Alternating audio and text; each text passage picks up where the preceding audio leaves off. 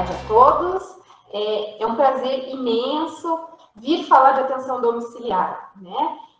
Eu tenho muito prazer porque realmente a atenção domiciliar, ela é, ao mesmo tempo que ela é desafiadora, ela também é apaixonante, né? Então, sempre que me convidam, eu agradeço muito a Márcia por ter me convidado, ao pessoal da Escola Pública, então a gente vai poder debater um pouquinho aqui sobre os principais pontos. Eu queria também apresentar um pouquinho do serviço de Curitiba para vocês, né? Eu sei que muitas cidades da região metropolitana estão tentando implantar o programa Melhor em Casa, então eu acho que a gente tem uma experiência muito bacana aqui para poder compartilhar com vocês, tá bom? Então, a gente sempre coloca, né, eu sempre começo as minhas apresentações colocando que a atenção domiciliar a gente precisa ter um olhar atual, mas também já uma visão para o futuro.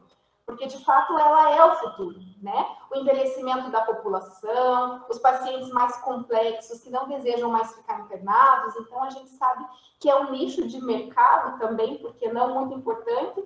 E, como eu falei, ele é muito apaixonante. Se você puder passar, Márcia, por gentileza. Né? Eu coloquei aqui a nossa portaria, né? Que é a 825 de 2016. E eu gosto muito dessa definição, né, que coloca a atenção domiciliar como uma modalidade de atenção substitutiva ou complementar a já existentes. Né? Então, ela é substitutiva ao internamento hospitalar e ela é complementar à atenção primária e ambulatorial. Né? Eu acho que essa definição ela é muito clara e objetiva e ela é bem o foco do nosso trabalho, pelo menos aqui no município de Curitiba, né? Então, ela é caracterizada por um conjunto de ações de promoção, prevenção, tratamento de doenças e reabilitação prestadas em domicílio, que a gente sabe que hoje é o ambiente talvez mais apropriado, mais acolhedor que o paciente pode ter naquele momento de um agravo de uma doença. Pode passar. Então, ele proporciona ao paciente um cuidado ligado diretamente aos aspectos referentes à estrutura familiar. Então, você reinsere esse paciente no contexto familiar, social, psicossocial dele, né? É o ambiente dele. Então, a gente sempre comenta aqui em Curitiba que a gente sai da nossa zona de conforto, do nosso ambiente hospitalar, né? Onde vem a maioria dos nossos profissionais, e acaba entrando numa vivência completamente diferente. É o espaço do paciente. Ali você é a visita e não o paciente no teu espaço, né? Então, você tem que adaptar a tua visão de acolhimento até para as questões de estrutura mesmo, né? Aquele domicílio tem uma estrutura, como que é aquela família que vai prestar assistência, existe um cognitivo que permite essa continuidade de cuidado, né? Então, tudo isso a gente leva em consideração. E aí, dessa forma, a gente conseguindo prestar uma assistência domiciliar adequada, a gente pode, muitas vezes, evitar hospitalizações desnecessárias. Então, alguma agudização, algum quadro infeccioso, por que não deixar o paciente em casa? Por que expor ele a um ambiente onde esse quadro pode até agravar com uma nova infecção, expor a um outro organismo, micro-organismo que ele não tenha? Então, a gente diminui e muito o risco de infecções, isso a gente tem dados bem concisos aqui de Curitiba, né? E, além disso, a gente melhora a gestão dos leitos hospitalares e os usos dos recursos financeiros mesmo. Então, como gestão, né? Hoje a gente sabe que um paciente em casa, ele custa 4 vezes menos do que um paciente internado num hospital, de acordo com os estudos mais atualizados, né? E também ele diminui a superlotação de serviços de urgência e emergência, né? Então, a gente tem um foco bem grande aqui no município de atuar deshospitalizando tanto de hospitais e UPAs, né? E também servindo de retaguarda para atenção primária nos casos onde eles não conseguem fazer uma abrangência, né? E a gente conversa muito aqui com a nossa Secretaria de Saúde, que viu no SAD uma grande estratégia de rede, principalmente durante a pandemia, né? A nossa secretária até fala que se não fosse o SAD, talvez a rede de saúde de Curitiba ia explodir, né? Porque os pacientes com Covid leve e moderado, a gente conseguia manter em casa, enquanto os moderados a graves, eles sim, de fato, precisariam estar internados. Então, esses leitos estavam cada vez mais disponíveis para os pacientes graves num menor período de tempo. Então, é muito interessante que as secretarias de saúde, os governos estaduais, eles enxerguem a atenção domiciliar como uma estratégia de rede de saúde mesmo, até pensando nesse foco de deshospitalização. Então, muitas vezes, o que você precisa no município não é abrir mais leitos, né? Talvez você, ampliando a tua atenção domiciliar, num custo muito menor, você consiga manter essa parcela da população que não precisaria efetivamente de um leito, poderia mantê-la em casa. Pode passar. Né? E a gente sempre gosta de colocar uma diferenciação, né, que para diferir da atenção primária, a gente acaba colocando o nosso paciente naquelas modalidades de atenção domiciliar chamadas de AD2 e AD3, que são pacientes um pouco mais complexos, até para não interferir na seara do outro, mas trabalhar de uma forma em parceria, né? Mas são pacientes que, embora um pouco mais complexos do que o paciente da atenção primária, eles não precisam necessariamente estar internados. O que eles precisam é de uma rede de apoio, uma rede familiar, um cuidador capacitado que consiga receber a nossa instrumentalização de cuidados, porque esse é o principal foco do serviço, né? Instrumentalizar a família para que, com o nosso apoio, ela consiga dar o segmento pós-alta hospitalar para o paciente. Pode passar. Né? E como eu falei, né, o envelhecimento da população, ele foi sim um dos principais fatores onde, né, os gestores da saúde começaram a observar que talvez a atenção domiciliar fosse um caminho interessante para se seguir, né? Lógico, o aumento da população idosa, ele vai fazer com que a rede de saúde não dê conta. E o idoso, ele não gosta de ficar internado. O idoso, ele gosta do canto dele, ele gosta das coisinhas dele, da família dele. Então, estar em casa para o paciente idoso, ele ganha uma qualidade de vida, aquilo que ele não ganharia se ele estivesse internado. Esse adoecimento dele no hospital acaba até por levá-lo a óbito muitas vezes. Também o aumento das doenças crônico-degenerativas, né, e suas complicações contribuíram para esse fato também. Pode passar. E a gente sempre coloca aqui no serviço, que eu acho bem interessante, bem importante, né? Os pilares da atenção domiciliar que a gente sempre prega para a nossa equipe, né? A atenção domiciliar, da mesma forma que a hospitalar, precisa, obviamente, ter um foco em humanização, hoje cada vez mais. A gente tem que trabalhar muito a empatia, não só a empatia com o paciente, mas com toda a rede, com toda a comunidade, o cuidador. Né? O afeto é muito importante, porque o ambiente dele não é o nosso, então nós temos que nos sentir parte disso, né? Sentir como se fosse mesmo da família do paciente, ou uma pessoa muito próxima. Questões de prevenção também são trabalhadas na atenção domiciliar para evitar o agravo das condições e evitar que esse paciente reinterne. Integralidade, né? Porque nós somos parte da rede, né? Então não existe, o paciente não é um problema meu, isso não é um problema meu. A partir do momento que o paciente está na atenção domiciliar, ele não é um problema só da atenção domiciliar, ele é um problema de toda a rede. Da mesma forma que quando damos alta para um paciente, para ele continuar o cuidado na unidade de saúde, ele também não deixa de ser um problema nosso. Né? É uma integralidade em todos os pontos da rede. Né? Também trabalhamos sempre baseada em evidências clínicas, com padronização de protocolos, de procedimentos, né? Focado no desempenho e no atendimento interdisciplinar, que em casa ele é muito até mais difícil de fazer do que dentro de um hospital. Dentro de um hospital, o paciente está o dia todo ali, os profissionais vão o atendendo conforme a rotina de cada um. Em casa, todos o visitam no mesmo momento, então você tem que ter a percepção que é o teu momento de atender, é o teu momento de orientar, é o teu momento de recuar, então você tem que ter essa percepção até onde ir, até onde o cognitivo daquela família permite que você vá. Então, é um jogo de cintura constante o atendimento domiciliar. Pode passar. E a gente também está trabalhando muito agora, né, com essa visão ampla da abordagem centrada na pessoa, né? Então, no contexto domiciliar, mais ainda, porque é na pessoa, é no ambiente, é na comunidade, é na sociedade que aquele paciente vive. Então, muito mais além do que dentro do quarto de uma enfermaria de um hospital. Então, a gente sempre tenta pautar alguns elementos, como um acolhimento muito bem feito, para que esse vínculo seja rico, seja próspero, que ele não tenha entraves nesse relacionamento entre equipe e família, né? A clínica ampliada, a gente sempre tem o foco na equipe multidisciplinar sempre, e a utilização de ferramentas, né? Para que a gente faça um segmento adequado do paciente, uma delas o projeto terapêutico singular. A gente utiliza essa ferramenta aqui em Curitiba também. Pode passar.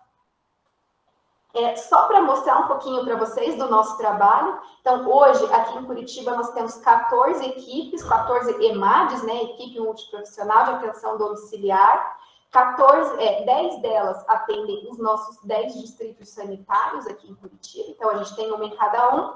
E hoje temos 4 equipes de especialidade que atendem a cidade inteira, porém, perfis específicos de paciente. Então, nós temos uma equipe que atende só pacientes em ventilação mecânica, ventilação não invasiva também, uma equipe exclusiva de cuidados paliativos, que foca em pacientes em fim de vida, então esse é o nosso foco principal, uma equipe só de pediatria, então nós temos uma pediatra exclusiva para essa equipe, a equipe de oxigenoterapia, que faz o acompanhamento e o trabalho de desmame dos pacientes que utilizam suporte de O2. Então, é uma equipe com foco no trabalho da fisioterapia respiratória. Então, recebemos o paciente em casa, a fisioterapia trabalha de uma forma mais intensiva, o desmame do equipamento, e aí o paciente tem alta para a unidade já sem esse suporte, né?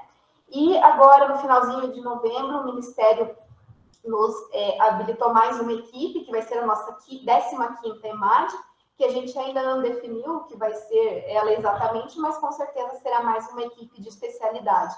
A gente tem vários nichos na rede aqui em Curitiba que a gente está pensando e vem algum perfil diferenciado também a 15ª equipe. Pode passar. Pode passar. Isso. E além dessas 14 equipes, nós temos mais algumas equipes que nos dão apoio, né? Nós temos uma equipe exclusiva de regulação hospitalar, onde a gente tem 2 médicos que percorrem os hospitais e as UPAs, né, para verificar quais pacientes têm condições de segmento de alta comorbidade, né? Então, se eles têm condições clínicas e também sociais, né? Tenha um cuidador, seja morador do município de Curitiba, esteja em estabilidade clínica também, obviamente. Então, são 2 médicos que fazem, além da busca ativa dos pacientes dentro das nossas UPAs, eles fazem também a captação dos pacientes conforme os hospitais da rede nos solicitam. Então, nós atendemos todos os hospitais da rede SUS do município. Então, desde o hospital de clínicas, que é um hospital, né, de grande porte, até o hospital aqui do idoso, que é onde a gente fica sediado. Então, todos os hospitais rede SUS nós atendemos. Nós também temos uma equipe de antibiótico-terapia domiciliar, que é uma equipe de enfermagem que atua nos 3 turnos, de domingo a domingo, né, realizando antibióticos ou uma vez ao dia, ou de 12 em 12 horas, nos nossos pacientes, porque é o que a nossa logística permite, né. Então, a gente, muitas vezes, recebe o paciente para deshospitalizar, exclusivo para término de tratamento de antibiótico. Então, às vezes, ele está lá na UPA, fez 3 dias de antibiótico, precisa completar o ciclo de D7, ele acaba vindo para a gente, libera o leito da UPA e a gente acaba terminando esse tratamento em casa, né? E a gente também tem a nossa EMAD, que é a nossa equipe multiprofissional de apoio, onde a gente tem fonoaudiólogo, nutricionista, psicólogo, farmacêutico, assistente social. Pode passar. Então, aqui é o nosso quantitativo de profissionais, né? A gente ainda não contabilizou essa 15ª equipe, mas atualmente a gente conta com 28 médicos, 17 enfermeiros, 56 técnicos de enfermagem, 15 fisioterapeutas, 2 fonoaudiólogos, um nutri, um farmacêutico, um assistente social e um psicólogo. E a gente está colocando agora, a partir de janeiro do ano que vem, um terapeuta ocupacional também na nossa equipe, justamente porque temos as crianças, né? Crianças em ventilação mecânica, temos os adultos em ventilação mecânica também, e a gente acha que um TO vai agregar bastante para a nossa equipe. Pode passar. E a gente sempre reforça, né, a importância da atuação da equipe multiprofissional concisa dentro do atendimento domiciliar, né? Porque ela que vai ser responsável por integrar todos esses cuidados de forma ampla e até depois fazer a transferência desse cuidado para as equipes do NASF, né, que nós temos aqui no domicílio, no município. Então, a gente precisa que essa equipe fale toda a mesma língua, então, por isso que estimulamos muito as reuniões integradas de equipe, então, parar as visitas uma vez por semana, durante 40 minutos, sentar, reunir, né, trabalhar mesmo os conceitos de clínica ampliada, porque em atenção domiciliar não tem como a gente ter uma visão única do médico, única do enfermeiro, uma única do fisioterapeuta, não, ela tem que ser cada vez mais integrada e concisa. Precisamos sempre falar a mesma língua no que diz respeito ao segmento terapêutico de cada paciente dentro da sua individualidade. Pode passar, por favor. Aqui a gente sempre coloca, né, um quadrinho, né, um ciclo, na verdade, sempre centrado na família, no cuidador e no paciente. Eu acrescentaria ali até a comunidade, porque a comunidade nos ajuda muito também, e todos os nossos profissionais no entorno, cada um dentro das suas competências, né? Ninguém invade o espaço de ninguém, porém sempre trabalhando de uma forma única e integrada. Então, a gente destaca muito aqui o trabalho do assistente social no âmbito domiciliar, tem muitos conflitos familiares, muitos idosos onde os filhos não dão o suporte que deveriam, a atuação do psicólogo nos cuidados paliativos. Então, cada profissional da equipe multi, ela tem ali a sua função e de forma integrada a gente consegue fazer um bom plano terapêutico para o paciente. Pode passar. E aí a gente coloca desafios, né? Porque nem tudo são flores, né? Falar em atenção domiciliar, a filosofia é muito bonita, é um trabalho muito bonito de fato, mas ele não é um trabalho fácil, né? Ele é um trabalho muito desafiador, porque nós temos as questões de logística, de deslocamento, as intempéries do clima, né? Então, a gente, famílias em contexto social muito complicado, áreas de risco para ir atender. Então, ao mesmo tempo que ela é muito apaixonante, a atenção domiciliar, ela é muito desafiadora, porque a gente tem fatores que são inerentes à nossa vontade, né? E a gente precisa transpor para prestar uma boa assistência ao paciente. Então, hoje, eu diria que, assim, um dos maiores desafios realmente é a questão logística, né? E as questões de deslocamento também são bem complicadas, trânsito, às vezes acontecem acidentes, às vezes acontecem pequenos erros de percurso que a gente precisa ter muita capacidade para a gente conseguir resolver. E essa imagem que a gente sempre coloca também no final, a gente gosta muito aqui no SAD, é uma pacientinha que a gente teve, que recebemos ela assim, com uma sonda enteral, toda tristinha, e no final do acolhimento, quando ela fez o atendimento dela em casa, ela já era outra paciente, né? Porque ela estava se sentindo confortável no contexto familiar dela, né? Então, a gente gosta sempre de deixar essa frase para finalizar.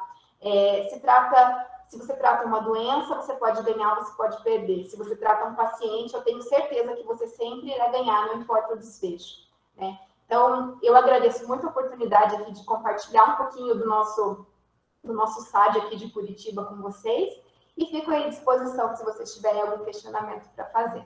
Obrigada. Boa tarde, quero primeiramente parabenizar a Mariana, que estou conhecendo aqui, né? Não pude estar nessa visita, mas imaginei mesmo que ela pontuasse já todo o trabalho, e imagino, né? Curitiba tem 1.800.000 quase, né? Deve estar quase 2 milhões de habitantes, né? Então eu fiquei muito observando todos esses aspectos da sua fala e pensei, nós somos um município pequeno, então vou começar a minha fala, né? Falando um pouco do município de São José dos Pinhais, para a gente até depois partir para as discussões e entender um pouquinho melhor como, né, a experiência já de Curitiba de longa data pode até nos auxiliar. Então, a gente precisa entender um pouquinho. Nós ainda não temos, né, o SAD implantado, estamos nas tratativas aí, né, dentro dessa gestão nova que assumiu, de implantar esse SAD. Já teve isso no passado outras vezes, mas a princípio tem que ser uma conversa bem do gestor, né? Ele tem que entender que o programa Saúde em Casa, ele vem somente para somar a rede que já é existente, tanto hospitalar, primária, né, secundária, nas UPAs, com esse objetivo que já foi bem colocado inicialmente. Então, eu quero começar, então, a compartilhar um pouco sobre a cidade de São José dos Pinhais. Vamos passar o próximo slide já, a Márcia pode estar passando para nós, porque São José é uma cidade, né, então, do município da região metropolitana, talvez, né, ela está bem contemplado no aspecto financeiro, uma dos municípios, né, ao redor são 28 municípios da região metropolitana de Curitiba, dentro desse cinturão, e talvez aquela que tem um pouquinho mais de condições, né? Então, ali está as flechinhas, só para vocês terem uma ideia.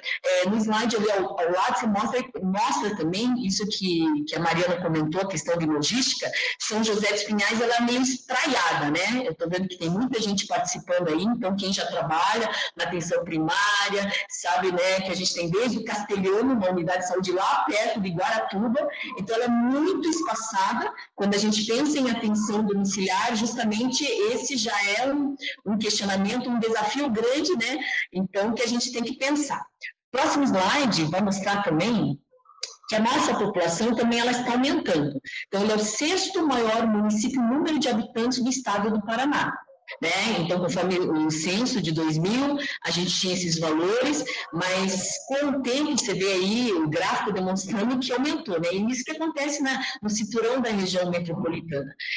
E o SAD que está em Curitiba, com certeza, a gente entende que ele atende a população de Curitiba, mas quando a gente extrapola para a região metropolitana, e essa é uma grande discussão, né, dos problemas de saúde pública, quando o pessoal da região metropolitana busca as UPAs, né? Busca as UPAs de Curitiba, porque a população está aumentando, e é uma população bem migrante, porque trabalha em Curitiba e moram na região metropolitana, então a gente sabe que isso confunde.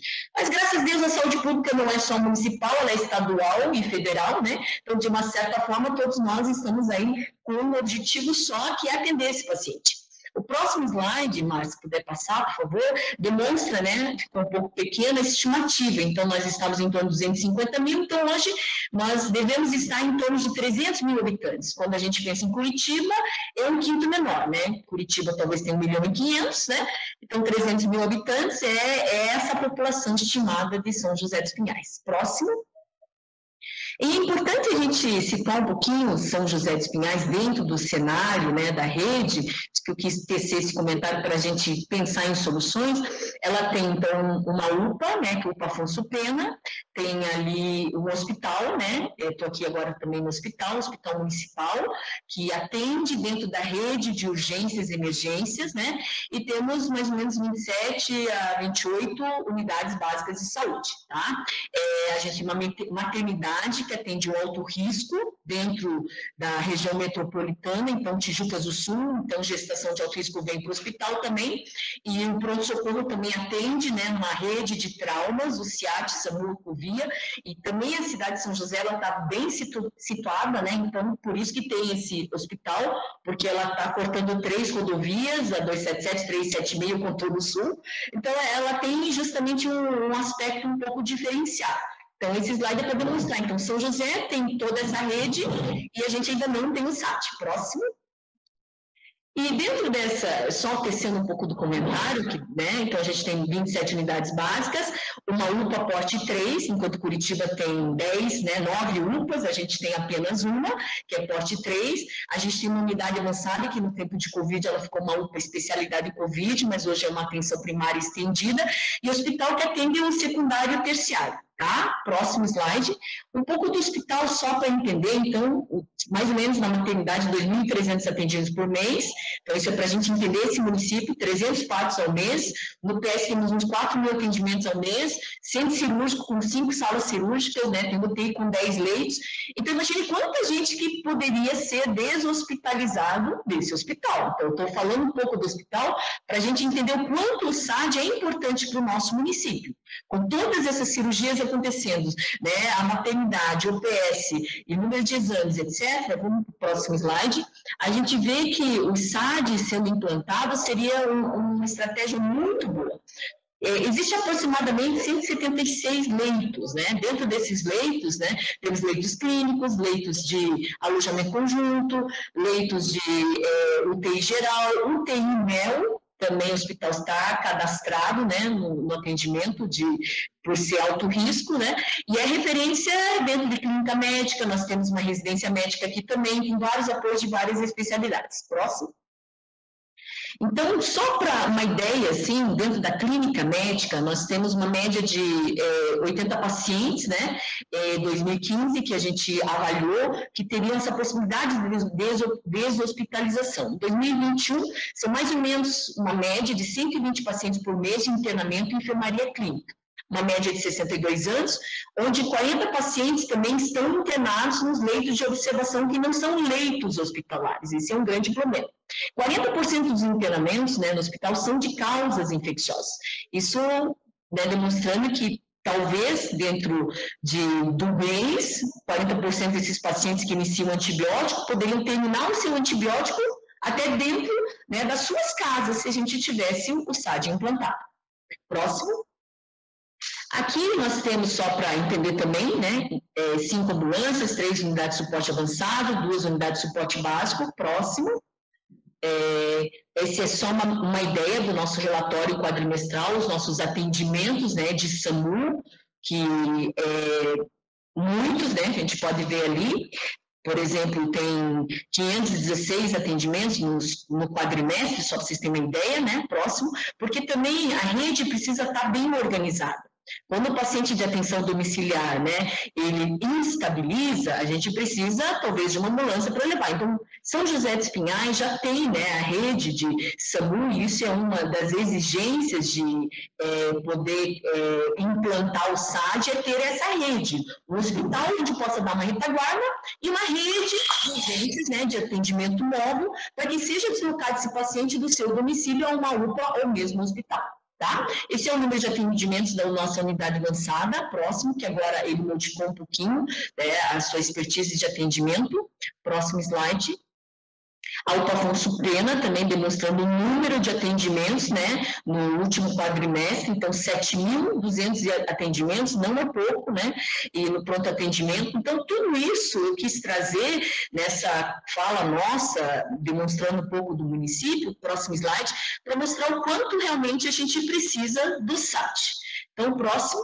O SAD, então, já foi muito bem colocado, mas essa é uma figura muito bonita, né? Como diz a Mariana, é empolgante, porque a gente fica imaginando, puxa, poder levar o atendimento médico na casa das pessoas, no conforto do seu lar, né? E é muito importante entender que o SAD, ele não é um home care, né? Não é que a gente faça tudo. A gente vai levar o médico, o enfermeiro e ter todo o hospital em casa. Não, mas é instrumentalizar justamente o cuidador. Então, e tem, dentro da expertise ou das discussões hoje sobre humanização, é a palavra choosing wisely, talvez a tradução do inglês é escolhendo sabiamente. A pergunta seria, qual o melhor lugar do paciente estar? Na sua casa, né? Não é no hospital.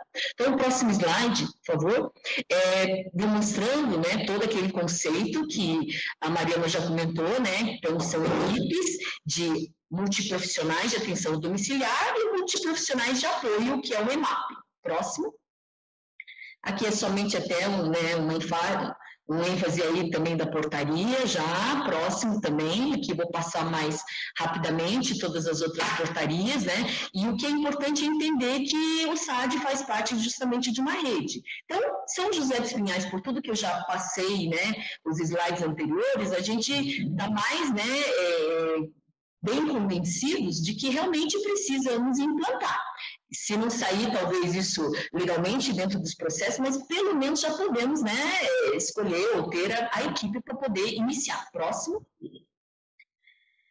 Então, aqui, né, como a Mariana já comentou, né, o perfil AD1, nós temos 27 unidades de saúde para a nossa população, uma equipe para cada 3.000, então, são cuidados de menor frequência, necessidade de intervenções e a responsabilidade da atenção primária. E é importante que a gente consiga, né, entender essa diferenciação do perfil, né, AD2, AD3, quando você precisa de mais. E com o Covid, próximo slide, a gente percebeu isso também, né, muitas deshospitalizações e que a gente precisou atender com oxigênio, concentrador ou ventilação mecânica, né? Então, essas são as caracterizações das equipes, né? Que dentro da legislação, então, médico 40 horas, médico 20 horas, enfermeiros, técnicos, os tipos, né? Próximo. E dentro do IMAP são os profissionais, né? Que a gente já citou e que a Mariana também já comentou, quantas horas seriam. Próximo. E a gente sabe que os requisitos para habilitação nós já temos, né? Uma população municipal maior, igual a 20.000 habitantes, quando a gente entra, né, dentro das cidades, a gente vê Acre, Cruzeiro do Sul, e a gente vê São José, que nós não temos ainda. Então, eu imagino que em breve nós realmente conseguiremos, né, habilitar, porque nós temos todos os requisitos. Precisaríamos ter, por exemplo, uma cobertura de serviço de atendimento móvel de urgência. A gente já tem o SAMU habilitado em funcionamento. Já temos o hospital, né, de São José dos Pinhais, a maternidade também, né, já integra a região a cidade de São José. Então, a gente realmente tem já condições, requisitos para habilitação. Próximo.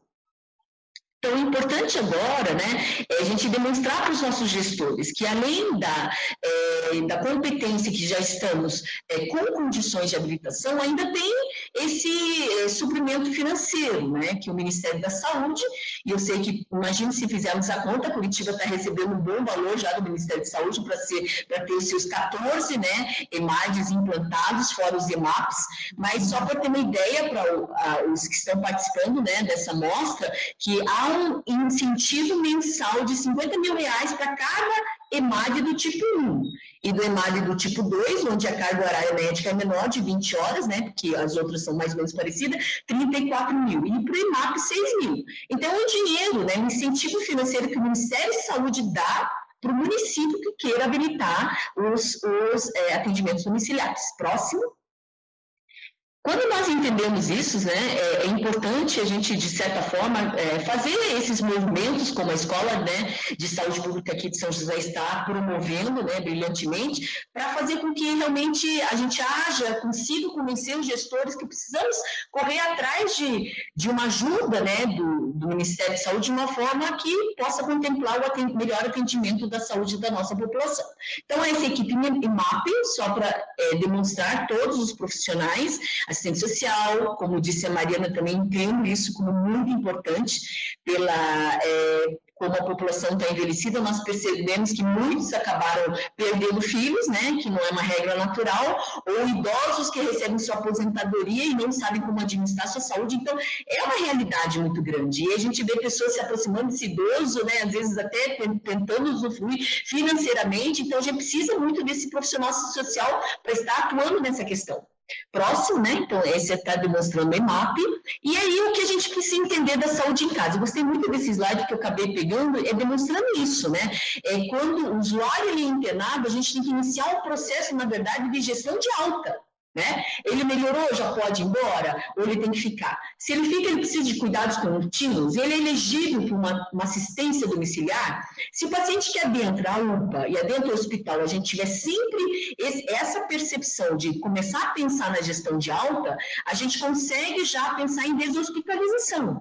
Porque o melhor lugar do paciente, à medida que ele entra, ele fez uma cirurgia, já dá para liberar, ou ele, está com cuidados paliativos, então é um assunto também que, infelizmente ou felizmente, eu acho que, na verdade, uma mudança de paradigma, não é nem feliz nem infeliz, mas é na realidade que nos é imposta pelo envelhecimento da nossa população e por pensar em tratar com imunização nossos pacientes e pensar em cuidados paliativos. Então, a gente começa a ver, ele é elegível para atenção domiciliar, sim ou não, e a gente consegue levá-lo, né, para a saúde melhor em casa, ou AD2, AD3. Né? Próximo. E eu queria só demonstrar que esse ano nós temos atualmente, né, no município, esses foram dados que a gente foi buscando, né, de toda a nossa rede, mais ou menos 250 pacientes em uso de oxigênio domiciliar, e nós não temos nenhuma equipe de SAT.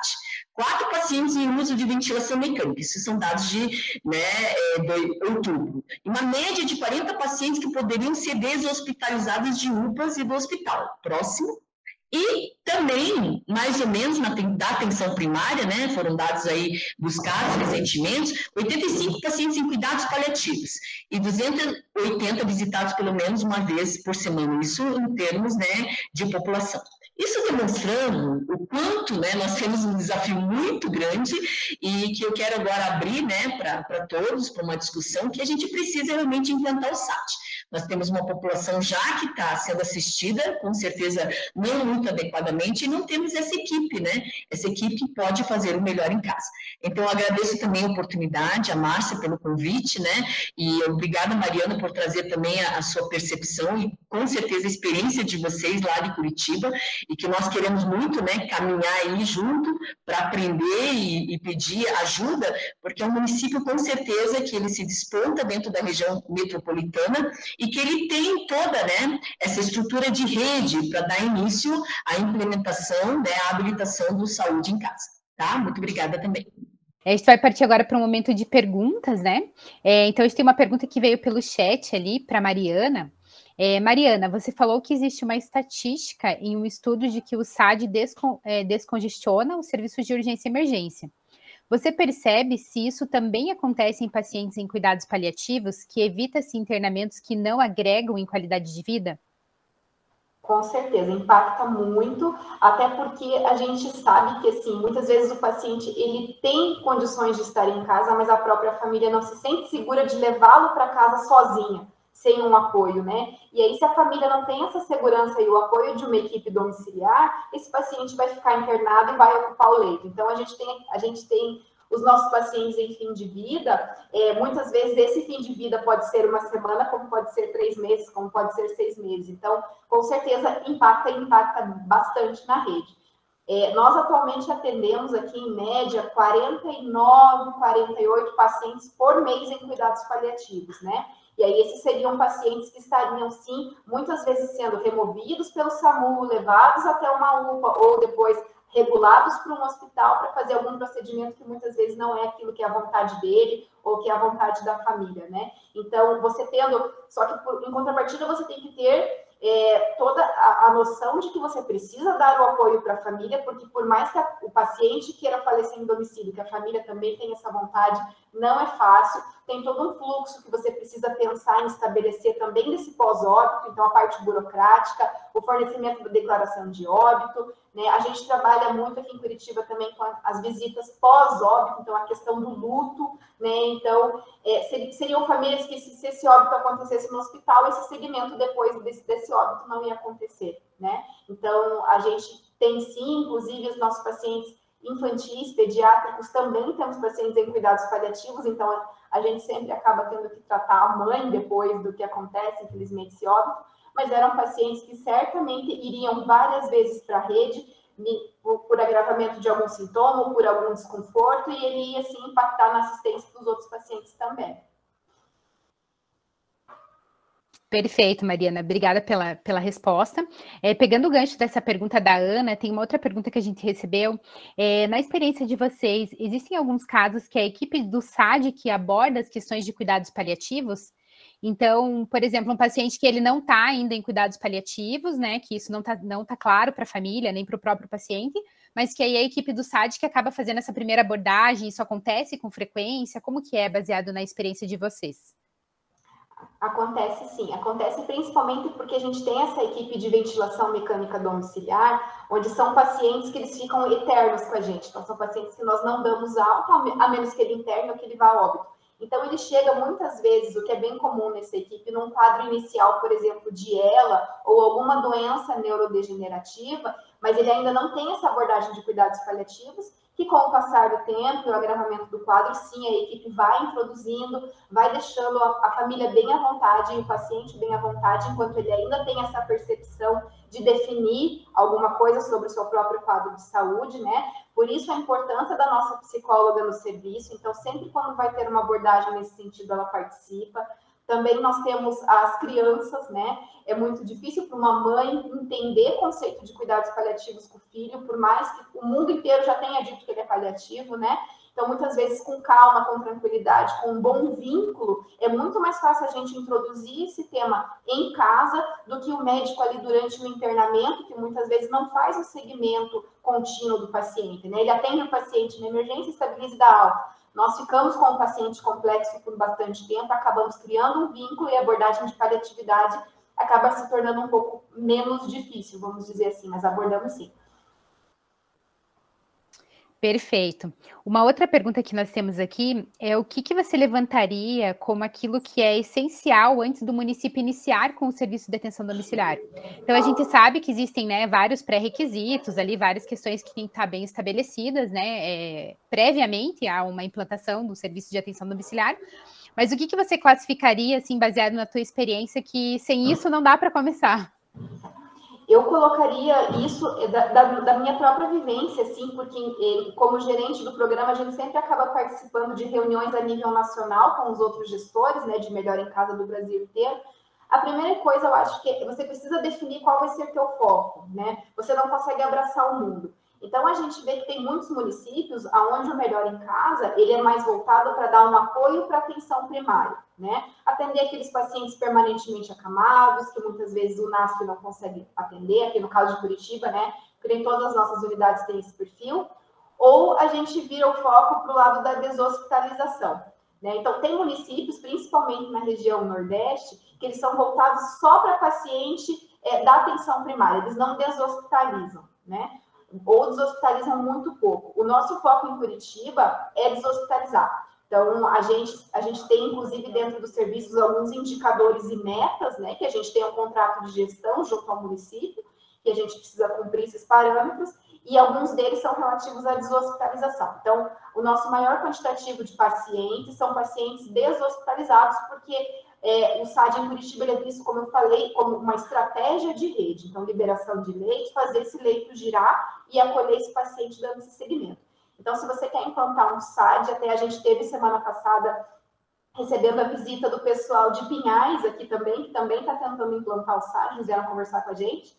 A primeira coisa que eu falei para eles, vocês precisam definir o foco de vocês. Obviamente que definir o foco não significa fechar a porta para o outro perfil, né? Mas você tem que estruturar o teu serviço voltado para aquilo que efetivamente você quer, porque se você abrir tudo para todo mundo, de fato, você não consegue dar conta. E a partir do momento que a atenção primária descobre você, os hospitais descobrem você, não para mais de vir demanda para você.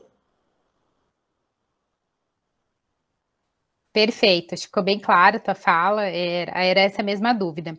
Uma outra pergunta que a gente recebeu aqui é quantos pacientes hoje Curitiba tem no serviço de atenção domiciliar e qual que é a média de dias, de tempo que esses pacientes permanecem com vocês? Tá. Num período sem agravamento de pandemia, no período dentro de normalidade hoje, com 14 equipes, a nossa média de pacientes fica de 870 a 900 pacientes atendidos no mês. Né?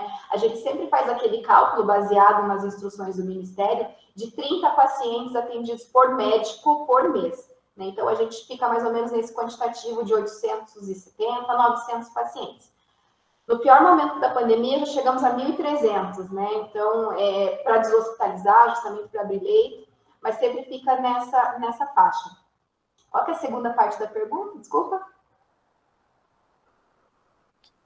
Qual que é o tempo médio que esses pacientes permanecem com vocês? Tá. A gente, num cenário pré-pandemia, onde os pacientes eram menos complexos, a gente sempre trabalhava com tempo de permanência por volta de 35 a 40 dias.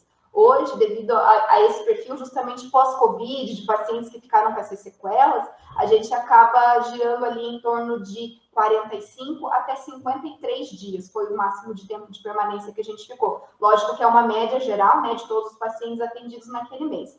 A nossa meta de contrato de gestão, ela é um tempo de permanência inferior a 60 dias, mas a gente fica em média ali 45, 50 dias. Até porque os pacientes para antibiótico-terapia, né, ele acaba derrubando o seu tempo de permanência, porque ele vem, termina o tratamento e aí ele recebe alta, né? Ótimo, perfeito. Uma outra pergunta que a gente recebeu ali no chat é quais são os pacientes que são indicados para o SAD? Se você puder falar um pouquinho disso, e também quais são os pacientes mais frequentemente vocês atendem, o que é mais comum o SAD receber? Assim, a gente não estabelece critérios clínicos muito amarrados, então a gente tem um serviço que é bem aberto, tanto que a gente atende desde um recém-nascido, né, um prematuro com alguma sequela, alguma coisa, até os pacientes centenários. A gente não delimita muito o perfil. Então, o que o paciente tem que ter para ser elegível para o SAD é aquilo básico até que o Ministério já prega, estabilidade clínica, ter um cuidador e ser morador do município, né? Os perfis mais comuns que nós temos hoje são os pacientes com sequelas, né, de AVC.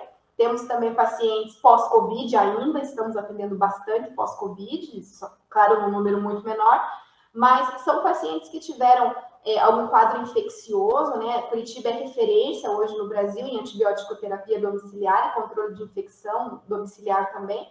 Então, tratamento de infecção hoje é o nosso maior boom, assim. Então, infecção urinária, pacientes com pneumonia, infecções de pele, né, lesão, curativos. Então, o nosso perfil ele é bem variado, ele é bem amplo, mas esses que eu citei são os que a gente tem um quantitativo maior. Ok. E aqui mais uma pergunta que a gente recebeu, que é para as duas, né? Tanto para a Mariana quanto para a doutora Chil. A Mariana já até explicou um pouquinho sobre isso, mas assim, como não acontecer uma confusão, e até a pessoa colocou entre aspas, né? Por parte dos pacientes, familiares, até dos próprios profissionais, dos próprios gestores, para que o SAD assuma pacientes que, porventura, não foram absorvidos pela atenção primária à saúde. né? Então, como que isso aconteceu na experiência de vocês e como que a doutora Shil também vê isso, né? Como que a gente pode fazer para que isso não aconteça? De repente, o paciente que a atenção primária não conseguiu absorver e que vai para o SAD, né? Então, se vocês puderem falar um pouquinho sobre isso. Bom, não sei, acho que a Mariana tem mais experiência, pode começar, Mariana, acho que eu vou passar para você, depois eu vou ter alguma percepção minha. Na realidade, assim, esse perfil de paciente, ele acaba vindo, né? Ele sempre acaba vindo. Porém, a gente sempre precisa entender que, como rede, a gente precisa ter um bom alinhamento com as unidades de saúde. Aqui no município, nós temos 111 unidades de saúde. Então, assim, é um trabalho que a gente chama aqui no SAD de formiguinha mesmo. Então, receber um paciente da unidade de saúde fora do perfil, que é um perfil AD1 e não um perfil nosso, vai na unidade, conversa com a autoridade sanitária, né, faz uma justificativa muito boa no prontuário desse paciente, dizendo por que ele não é naquele momento elegível, ele não teve uma agudização, ele não teve nenhuma mudança no quadro, então ele não tem perfil de SAD naquele momento, mas é um trabalho, assim, bem difícil, é uma dificuldade bem grande que a gente tem mesmo. Então, muitas vezes a gente recebe assim, solicitação de SAD, qual que é a justificativa? O médico da unidade está de férias. Ou família quer SAD para fornecimento de material que não tem na UBS. E não é muito por aí, né? Então, é sempre uma boa comunicação, é estabelecer um fluxo com essa unidade de saúde, verificar de onde está saindo o problema, né? Tentar falar a mesma língua que a rede, né?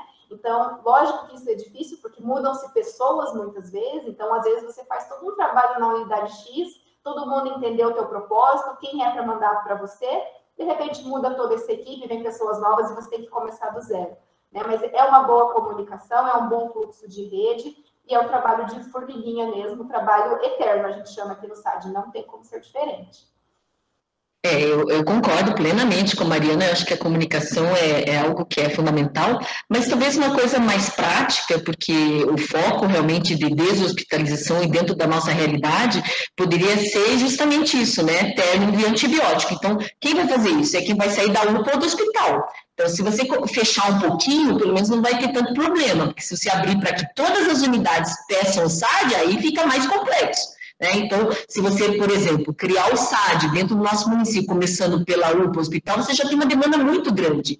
Como disse a Mariana, a gente tem que começar pequeno, né, focado naquilo que a gente acha importante. Por exemplo, nós temos um hospital de 176 leitos, mas a gente tem 26 leitos clínicos apenas, e os 40 leitos no PS não são leitos que é faturado, digamos, né? Então, e as UPAs também não são leitos que são faturados, então a gente sempre está com déficit negativo do valor que entra e sempre é uma discussão muito grande. Investe-se muito em saúde, já ultrapassa os valores que se deveriam. Então, talvez para iniciar uma proposta de SAD no município, talvez poderia fechar um pouquinho, que fosse solicitado apenas pelas UPAs e hospital. Aí a gente vê um volume, né, de quantas equipes que se consegue habilitar. Porque se abre para todas as 27, nós não vamos ter perna com certeza. E é claro, se uma unidade requer muito, não, porque isso, porque aquilo, é a conversa, né? A conversa, a comunicação é a melhor forma de solucionar. Tá bom? Então, essa é a minha pequena observação. Perfeito. Acho que a Mariana tinha colocado muito bem, né, a questão de ver qual é o foco, né? Qual que é o objetivo do município, se é essa complementação ali da atenção primária ou se é deshospitalização. Acho que isso acaba direcionando bastante, né? Quero agradecer a fala de vocês, né? Então, a gente vai encerrando por aqui, porque a gente está no limite do tempo já. Foi uma fala muito produtiva, né? Excelente exposição das duas, né? Acho que deu para a gente ter uma conversa, tirar algumas dúvidas, ter uma ideia de como funciona Curitiba, né? Já que é um serviço que a gente vem pensando em implantar aqui no município de São José dos Pinhais. Então, claro que Curitiba, como está aqui pertinho, vai ser a nossa parceira, né? Vai ser alguém que, porventura, a gente vai estar aí sempre próximos, né? Até para tirar dúvidas. Enfim, agradeço muito a tua colaboração, Mariana, né? A gente já esteve aí e provavelmente vai te procurar aí algumas outras vezes para, né, tirar dúvidas sobre o serviço. E agradeço também a doutora Shil, né, por contribuir, por ser uma pessoa que está contribuindo aí no projeto, na implantação do SAD aqui no município de São José dos Pinhais. Agradeço a participação de todos e aproveito também para convidar amanhã, né? Então, a gente tem o 4º dia da mostra. Pela manhã, a gente vai ter uma palestra sobre a Casa Azul, que é sobre o atendimento multidisciplinar, então, ao paciente com um transtorno do espectro autista. Então, das 9h30 às 10h30.